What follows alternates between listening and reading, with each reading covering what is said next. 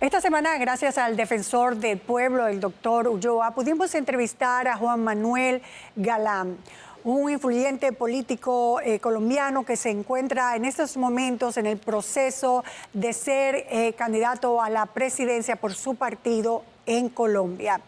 Entre otras cosas, este joven político es hijo de Luis Carlos Galán, un político colombiano que fue asesinado el 18 de agosto de 1989.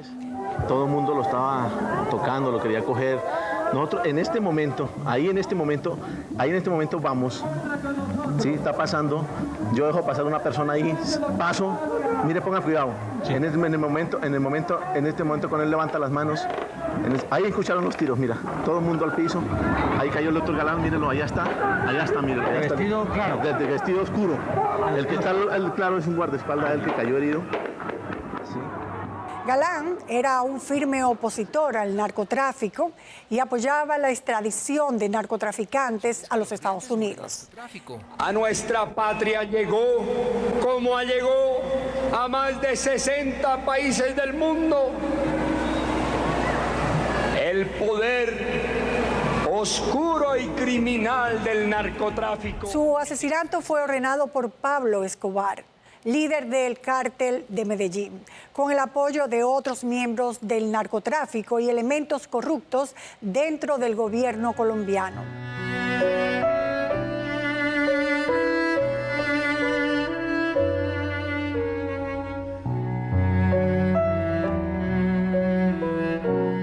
Tres personas han sido condenadas por el asesinato. El ex jefe de la inteligencia del DAS, Miguel Maza Márquez, el ex senador Alberto Santofino Botero y John Jairo Velázquez, alias Popeye. Un sicario de Escobar, este último. La motivación principal fue su posición firme contra el narcotráfico y la amenaza que representaba para los intereses de estos grupos, por supuesto. Hasta en Netflix cuando se hizo la biografía de Pablo Escobar, hay todos unos minutos dedicados a este influyente político. O sea, ¿usted es consciente de lo que va a pasar esta noche? Entonces usted me asegura que si vamos a Soacha no va a pasar absolutamente nada. Que usted va a estar protegido por todos los flancos. Señores, llegó la hora.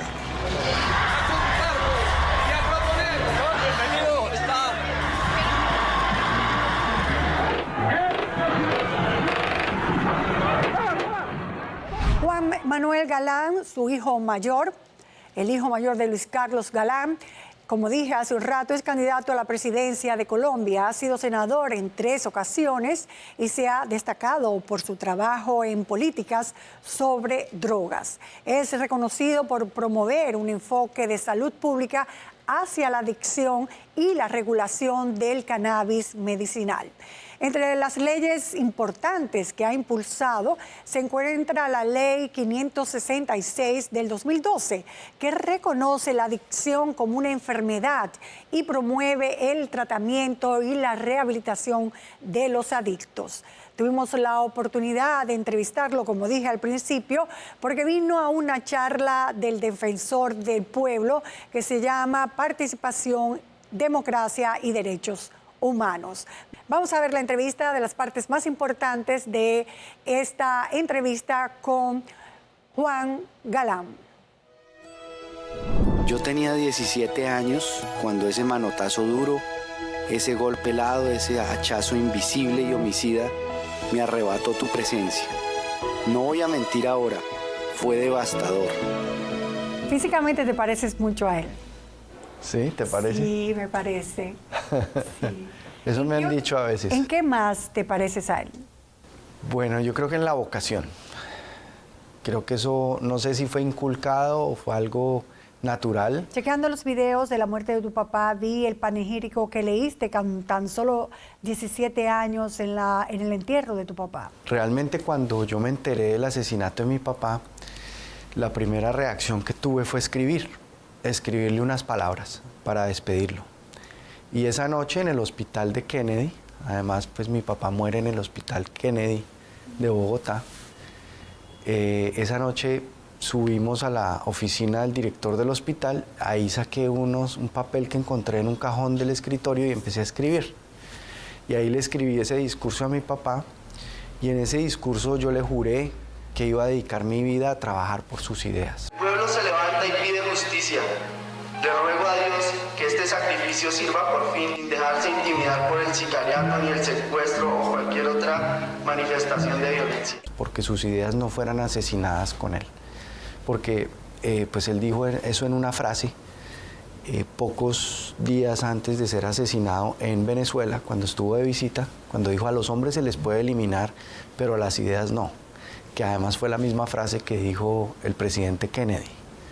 Entonces eso para nosotros tuvo como un impacto fuertísimo, y en el país también había como ese deseo de la gente, esa esperanza que sentían asesinada, que no murieran sus ideas. Y al contrario, cuando se elimina a veces a los hombres, se robustecen las ideas. Bueno, fueron momentos muy difíciles para ti y para toda tu familia. De hecho, tuvieron que salir del país por una cuestión de seguridad. Pues después del asesinato de mi papá, Pablo Escobar dijo que iba por las familias de sus enemigos. Entonces, pues la opción para nosotros no era quedarnos en Colombia en ese momento. Los momentos que se vivían en Colombia eran realmente muy, muy difíciles. Pasa el tiempo y muere Pablo Escobar. ¿Cómo te sentiste con eso? Pues lo que hemos descubierto en estos 35 años de proceso de investigación, porque el crimen de mi papá fue declarado de lesa humanidad. Sí, porque así no perime. Sí, entonces en esa investigación hemos descubierto que no solamente fue Pablo Escobar. Pablo Escobar participó, pero no fue el único. Estuvo también el Cartel de Cali y los hermanos Rodríguez Orejuela, que hicieron un cálculo en ese momento de estrategia indirecta, porque estaban en guerra contra el Cartel de Medellín, y el que tenía fama de violento, de agresivo, de que asesinaba al que se le atravesara por delante, era Escobar.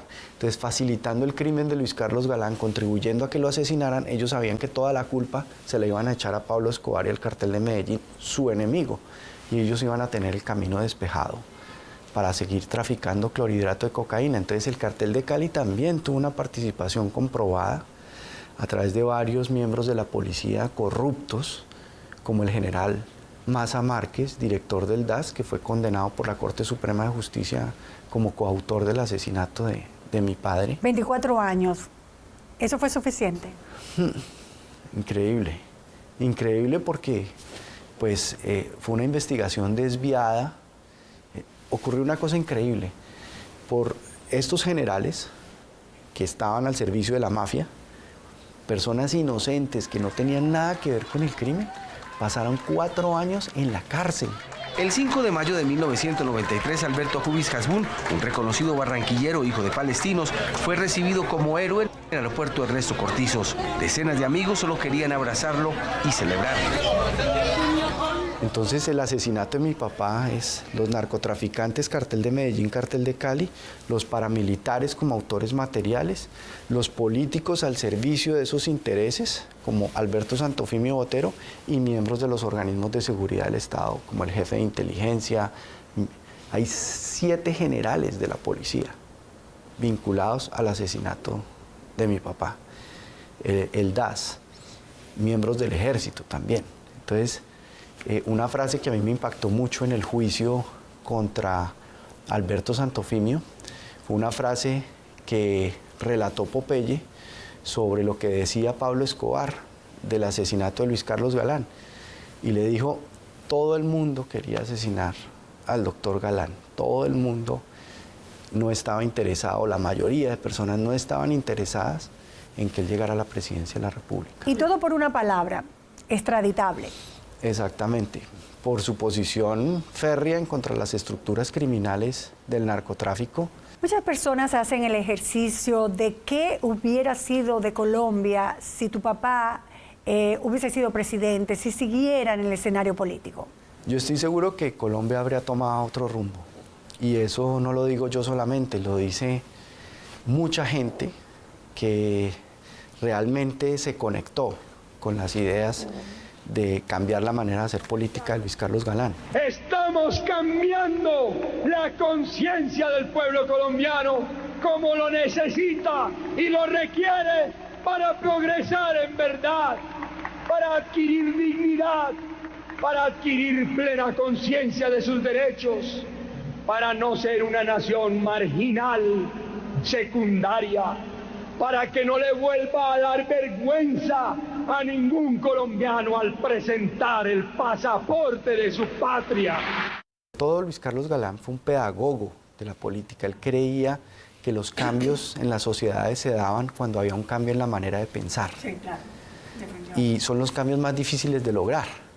Pero son los cambios que han logrado personas que muchas veces ni siquiera han llegado al poder, como Gandhi en la India, como Martin Luther King en los Estados Unidos.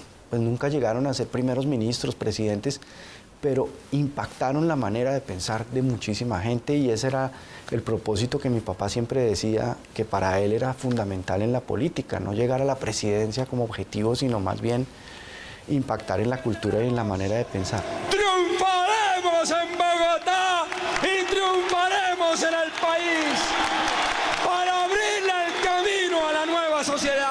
Hay muchas cosas muy parecidas entre tú y tu papá. Él fue embajador, tú tienes que ver también en el área diplomática. Él fue un ministro de Educación a los 26 años. Tú has trabajado con el Ministerio de Educación en la parte de la juventud, en la política que hay que ejercer a favor de los jóvenes. Él fue concejal, legislador, tú has sido legislador 3 veces. Él fue periodista, eres periodista. Hay muchas cosas muy parecidas. Y ahora candidato a la presidencia. Tu papá lo fue 3 veces y tú es tu primera oportunidad. Cuéntame de eso. Bueno, esta elección que vamos a enfrentar sí es trascendental para la continuidad del régimen democrático en Colombia. Pues yo creo que tenemos que encontrar un camino de unidad todos para hacer un gran equipo que saque adelante a Colombia a partir del 2026. Vamos a hablar un poco de Colombia y de Petro. Ya las elecciones serán en el 2026, pero hay rumores de que él podría cambiar la Constitución, no hay reelección. ¿Y cambiaría eso? ¿Hay posibilidades? Constitucionalmente no puede reelegirse. Vamos a dar un vistazo rápido de América. Bueno, desde Trump, Ortega, Milei, Bukele, Petro, hábleme de Maduro. Pues la crisis de los partidos políticos, la deslegitimación, que se hayan perpetuado élites en esos partidos políticos y no hayan permitido la renovación de la política en ideas y en personas, hace que muchos ciudadanos se hayan desencantado de un sistema democrático que no sienten que se preocupa por ellos, que los incluye, que les da oportunidades y que les resuelve sus problemas. Entonces se van, ¿por qué? Por la política de las personas, de los caudillos, de los líderes, de los iluminados, de los que, como llamamos en Colombia, los culebreros. El fenómeno de muchos países que dicen, este outsider o este líder populista que dice que todos los problemas de la vida se resuelven metiendo a la gente a la cárcel y construyendo cárceles, ese es el que nos sirve, ¿no? Entonces, nosotros como políticos que defendemos la democracia tenemos el reto de reinventar los partidos políticos. Por eso yo estoy en ese reto de construir un nuevo partido político que tiene una historia de 40 años, pero que está renaciendo, y que ese partido político entienda de otra manera la manera de hacer la política. Se me está yendo un poco, no sé si a la derecha, a la izquierda o al centro, pero hábleme de la situación que está viviendo Venezuela. ¿Cuál será la solución de Venezuela?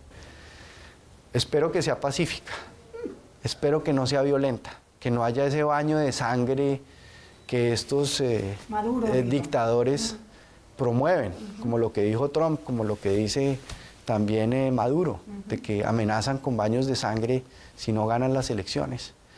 Yo espero que sea pacífica, y además, pues la labor que ha hecho María Corina Machado, encarnando como mujer el liderazgo, la unidad de toda la oposición, para defender la democracia en Venezuela, yo creo que es un ejemplo para Colombia, y tenemos que seguir apoyando los esfuerzos diplomáticos, multilaterales, para presionar a Maduro para que se vaya, porque el fraude que cometió el domingo es inocultable. ¿Cuáles serían los elementos que debe tener actualmente un candidato a la presidencia para poder ganar? Pues en el estudio que se hizo sobre los atributos que la gente quiere ver en un presidente, hay a veces contradicciones. La gente quiere ver un presidente independiente, pero quiere verlo con experiencia y quiere verlo con apoyo. Por otro lado, quiere la gente que sea joven, quiere que sea atlético, además, dicen. Y las mujeres, digamos, el liderazgo femenino está teniendo un ímpetu y una fuerza creciente, y eso es un fenómeno mundial, pero en Colombia también se está sintiendo mucho. De esos elementos, ¿cuál le faltaría? Equipo. Hay que construir un equipo con las mejores personas de todas las fuerzas políticas que quieran trabajar y construir sobre lo construido. Entonces, ¿está dispuesto a la lucha? Claro, llevamos 40 años de lucha y seguimos adelante, porque el lema del partido es siempre adelante. El poder oscuro y criminal del narcotráfico. Y ha sido el nuevo liberalismo la única fuerza política que en Colombia se enfrentó a ese adversario terrible de la sociedad, de la organización institucional.